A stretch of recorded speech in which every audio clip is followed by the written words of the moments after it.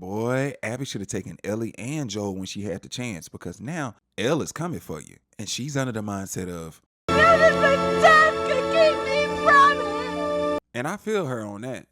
So after all that took place last episode, we knew that the episode that followed wouldn't be as eventful and it would be more somber. But they did have some good stuff in this episode.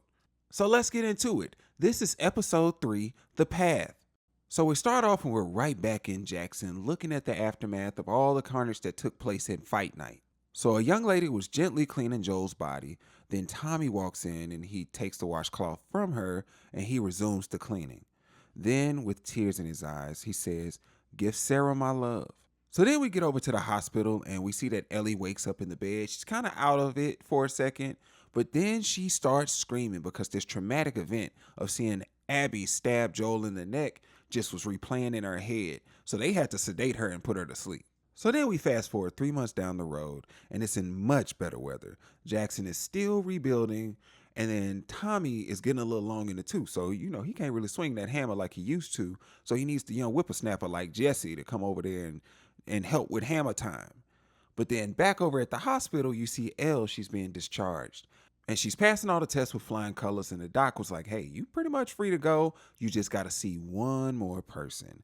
And she had to see the mental health professional, which is Gail. And I appreciate the fact that even during the apocalypse, they still have mental health services.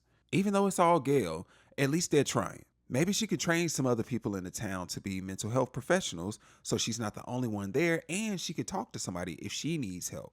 So Gail wanted to talk to Ellie and see how she was doing. The main thing she wanted to talk to Ellie about was the last time she spoke with Joel at the dance and see how she was dealing with those last moments before his death. And at first, Elle was trying to be silly about it and try to play it off. And then she got to the point where she said, well, I do feel regrets of not talking to him when I saw him on the porch that night. I should have said something. I didn't. And then she made a really good point. She said, your final moment with someone doesn't define your whole time with them. A lot of people in real life need to hear that one. And then Gail came back and said, it shouldn't, but it often does. And Gail was like, in my last moments with Joel, he said he wronged you. And Elle asked, what did he say he did? Gail said, that's the thing. What he said didn't make sense. He said he saved you. And Elle was like, I have no clue what he could be talking about. She said, I don't feel wronged. But then I have to disagree with her on that because it's a reason why you weren't talking to the man in the first place. I believe the reason why you weren't talking to him is because he lied to you about what actually happened at the Firefly camp. And then she started acting all snarky saying, man, I wish I could let him off the hook for whatever he's talking about. I guess I'll have to let myself off the hook. Then Gail cleared her to go and she went back to the Miller house. So Ellie's walking around, she's reminiscing, soaking in that weight of the loss of Joel. She starts to get in a good cry. She starts weeping into his wardrobe. And then all of a sudden the cry session is interrupted when Dina starts knocking at the door. So they're at the dining room table and Dina says, hey, I made you some cookies. And Elle was like, for real? And Dina was like, yeah, it's a peace offering. Because what I'm about to tell you is going to make you angry. And then Elle was sitting there waiting to hear what was going to make her angry. So essentially, Dina told Elle, I withheld information from you so you could recover in the hospital. So essentially, she lied and said she didn't have any helpful info about the Joel situation. And it was actually a pretty smart move to withhold information because had it been up to Elle, they would have gone right after the people and she would have been in so much pain and susceptible to taking that L. Because her response to when Dina told her, hey, I got most of the names and I know exactly where they're going, let us know why she didn't get any information right away. She was like, you left out pertinent information. We should have gone right after them. Because of you, they got away. And I was like, see, sis, this is exactly why nobody gives you information. You lack impulse control. Acting on impulse will get everybody around you killed. Now, Dina's turning out to be a really good strategic friend. Because she was like, sometimes you got to let people get where they're going before you can go after them. And then she told Elle, I loved him too, and pushed the cookies in her direction. And then Elle bit into one of those cookies, and it had to be the stuff of legends. The way she sank down in that chair, it said, girl, you did that. Then as she was munching on that cookie, Dina started naming names, and then she drew out the logo of the wolf, and then she said, they're based out of Seattle. Then Elle was like, how big is the group? And Dina was like, well, judging from the fact that not many people have spoken about them since, I'm thinking they small enough for us to handle. And this is interesting to me because watching The Last of Us shows me that a lot of people are not learning lessons in this show. For starters, you can't underestimate the possibilities. Possibilities in firepower, possibility in group size, possibility if somebody cares enough to come after you for somebody they care about. So in the instance of Joel, Joel did what he had to do to save Ellie, but he underestimated the fact that people would come looking for him. So 5 years later, it caught up to him. And in the very same scene where Abby was getting her so-called justice, you have Elle who's in there screaming for Joel, and she even told Abby and crew, I'm gonna kill everybody in this room. And then you got Dina who was knocked out, but she also had y'all's names before she went out, and she saw the patch with the wolf on it. And she knows where y'all are going. So instead of killing the only two people that knew about y'all, y'all left them alive as if you were untouchable. And then we get back to Dina and she's thinking, oh, it's a small enough group that we can probably handle ourselves. And my thing is, you saw that there were 5 people when they came to kill Joel. So I'm trying to figure out why you don't think there's more people on their team. And I'm trying to figure out why you think 2 people can beat 5 trained armed soldiers. But anyway, so Elle asked Dina, how many people know about this? And Dina was like, just us. I was waiting for you. I was waiting on you, beloved. And then Elle slid the cookies back over to Dina. And then Dina bit into the cookie and started rocking like, yeah, I did do that. So then they brought the convo over to Tommy and he was like, I got to think about it. The town is still recovering. And he wasn't saying that she shouldn't do it, but if you're trying to do it, you got to put a crew together and all that kind of stuff. You got to take it to Maria and do it the right way. Also, he's older, so he's probably trying to think about, can I do this? So Tommy told Elle where to find Joel's grave site on the south of town, and she said, I'll go over there, but I'll do that when I'm on my way to Seattle. So then we get to a scene where I see some people in the woods dressed like Robin Hood, and I'm gonna call them Arm and Hammer, because I didn't see any firearms. I saw like a little bow and arrow kind of situation, but then I saw people carrying hammers. They had one guy walking by himself, and he was whistling signals to the group to hide or keep going. And he was like, holla back, youngin', whoop, whoop. I can't whistle to save my life, and I'm so jealous of people who can. And one of the guys was talking to the little girl, and he was like, we're trying to keep our distance from the war. And a little bit was so precious. She was like, well, can I get a hammer? And he was like, yeah. And then right after he asked if she felt safe, and she said yes, they got a dangerous signal, and they had to run and hide. So they ran all into the bushes and stuff and laid down. And then she was like, is it demons? He was like, wolves. So then we get back to the Miller place, and Elle is training with Jesse, and she's punching. She's trying to get back to the fighting shape she was before the injury. And this is when we find out that Jesse is now on the council, and she's asking if she has his support for, assembling the crew to go get these people in Seattle. And he was like, listen, the council won't vote until after they hear the people speak. So organize your thoughts and write them down. And Elle was like, whatever. And he was like, listen, you're angry and no one's going to vote for angry. So essentially he was like, listen, you're going to have to prepare for this. So then we get to the council meeting and there are people on both sides of the argument. Some people felt compassion, but then they were like, we can't afford to let 16 people go because we're still recovering. Many of us lost people and you can't guarantee that all 16 of them going to come back. And then Brother Carlisle stood up and he was like, listen, I'm not even Christian, but I do believe in forgiveness. And I think that's the right thing to do. And Seth was like, I'm going to let you finish, but what are y'all talking about? Those folks don't deserve our forgiveness.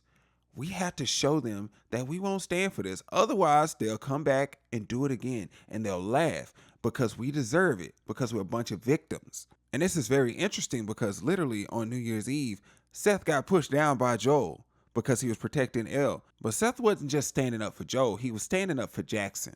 This look right here told me that Seth had heard enough already and he was going to say something. Wasn't even on the list. So then it was Elle's turn to speak, and she actually wrote it down. She read it, and she said, hey, it's not about revenge. It is about justice.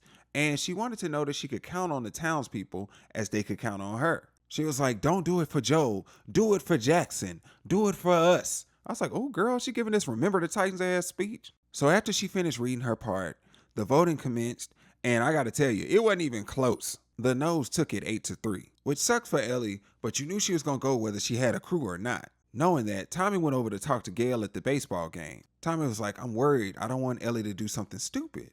And she was like, oh, so you didn't believe her speech? And he was like, you did? And she was like, absolutely not. Oh, girl is a liar. And she was like, she probably only told the truth to one person. May he rest in peace. And Tommy was like, I don't want her to go down the same path as Joel, trying to justify some of the decisions that she makes. And Gail gave him a real good talk for free $99. She was like, You think Joe put her on this path? It turns out that nurture can only do so much. And she said they were walking side by side from the very beginning. And she said some people can't be saved. So in other words, don't save her. She don't want to be saved. So of course the next scene is Elle getting ready for war like, I'm going to get you, sucker. And then Dina knocks at the door and she almost panics because she doesn't want Dina to foil her plan.